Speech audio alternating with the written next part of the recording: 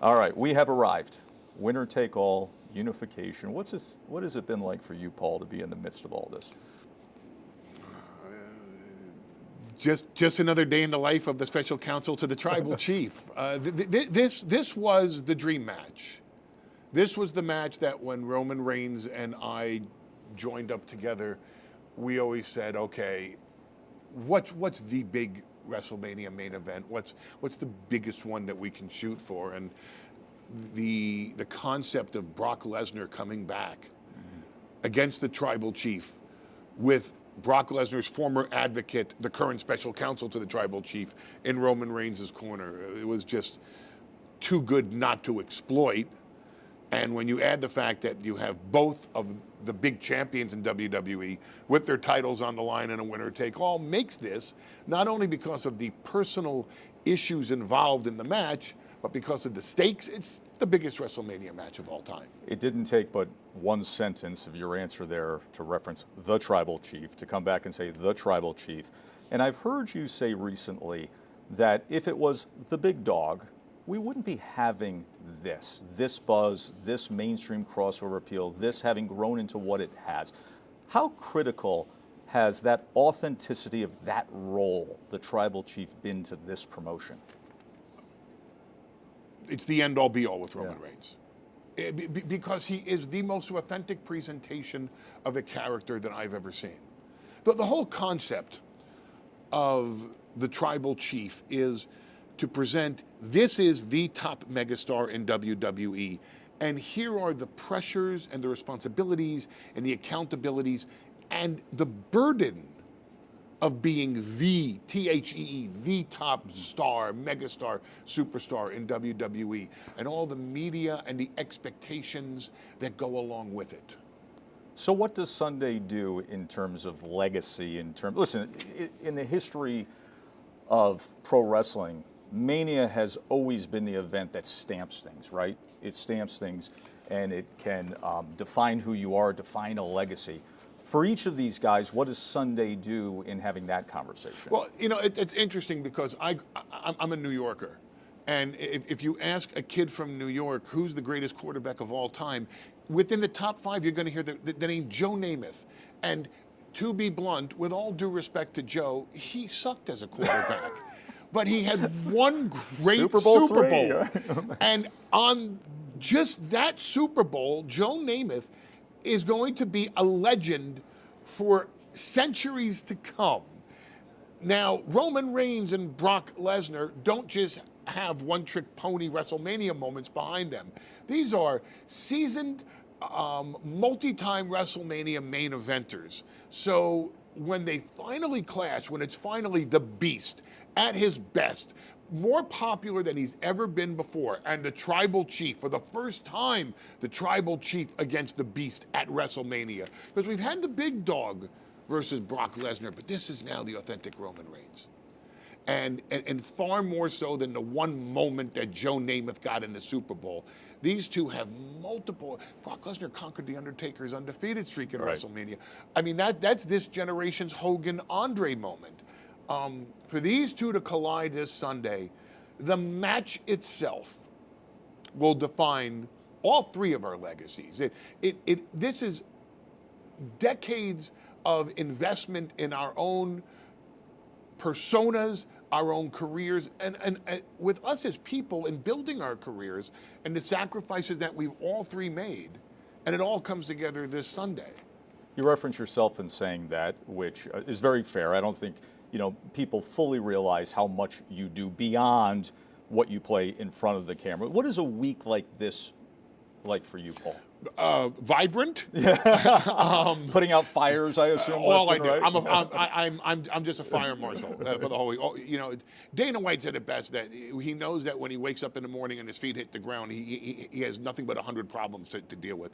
I spend my week putting out fires. There's just everything and anything that can go wrong will go wrong, and it's on me to fix it and keep the narrative straight and the trajectory straight, and especially for Roman Reigns, who has to fly back and forth to do the Tonight Show, and then he comes in to do ESPN, and in the meantime, he's training for a very physical presentation with Brock Lesnar. And anybody that you interview that's ever been in the ring with Brock Lesnar will tell you it's an honor, but it's no fun. No. It's very physical with Brock.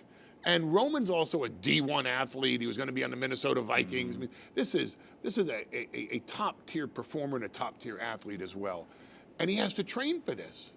Because otherwise, you're gonna see a super athlete like Brock Lesnar, someone that doesn't belong in there with him. And that's not the case with Roman Reigns. Roman Reigns is every bit Brock Lesnar's equal.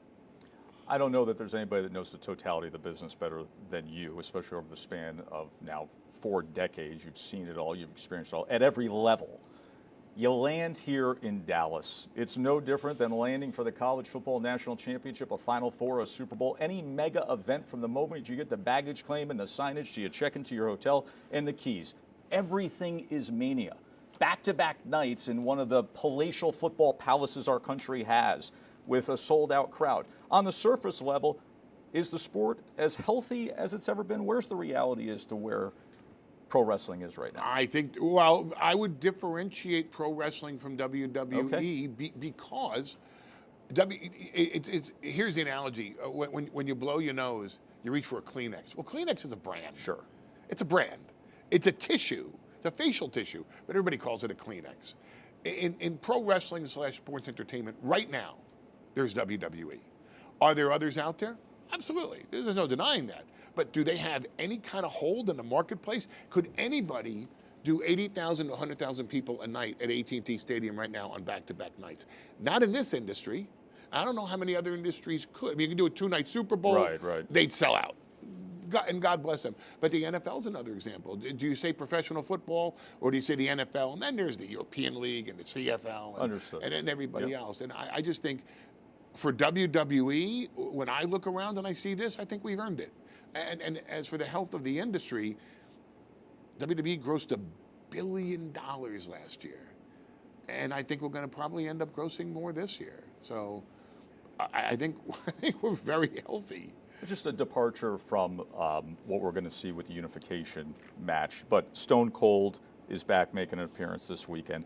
Undertaker is in the spotlight this weekend with a well-earned Hall of Fame. How do you properly assess what those two delivered to WWE? You can't. No, because you can sit here and talk about Stone Cold Steve Austin's contribution to the resurrection of WWE in the 1990s, and everybody will think that you're embellishing or that you're exaggerating, and you would probably be understating. As for Mark Calloway's contribution, both in front of the camera and in some ways even more importantly behind the scenes. How so, Paul? Being the conscience of the locker room. Okay. Being the leader of the locker room during both good times and bad. Hey, who's that guy right now?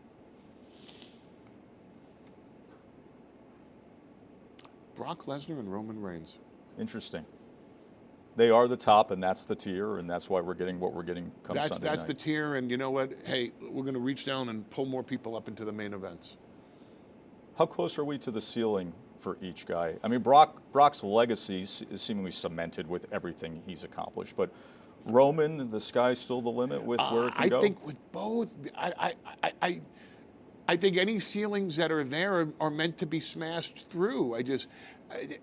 There's never a Friday that Roman Reigns and I show up to SmackDown and say, all right, let's just do as good as last week. Right. I view every SmackDown as merely an audition for me invited back to next Friday.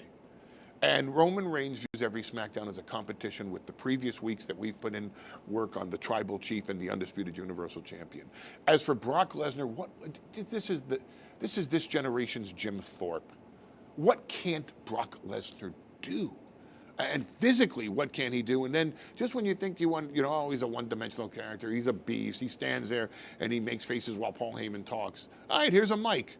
Entertain them. And my God, look at the body of work he's put together since August with this persona that he's just opened up to the audience. He's smiling nonstop. Nonstop. He seems happier than he's ever been, Paul. Well, because he smells the kill this Sunday, and he's going for it. I don't think there's a ceiling for either one. As long as they are uninhibited in their ambitions to do better tomorrow than they did today, and to do better 2 days from now than they do tomorrow, I don't think either one of them has any ceiling that can contain them. You mentioned the fact that each and every week you show up as an audition, you're going to always give your best. But you get to a week like this. Does it feel just a little different? Do you lock in a little earlier? Does the switch flip a little sooner?